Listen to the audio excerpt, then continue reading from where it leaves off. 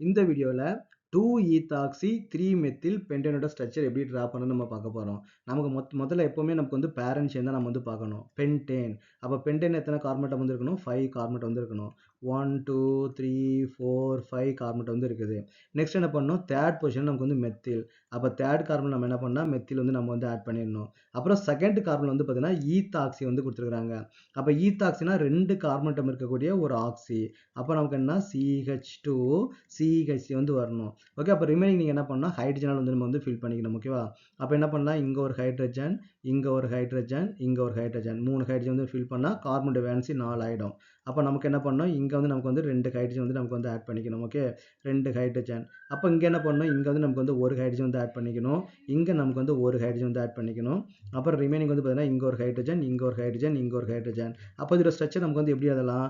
முதல்ல இந்த கார்பன் நான் ட்ரா பண்ணுறேன், CH3. ஓகே, நெக்ஸ்ட் என்ன பண்ணலாம், இந்த கார்பன், அப்போ CH2.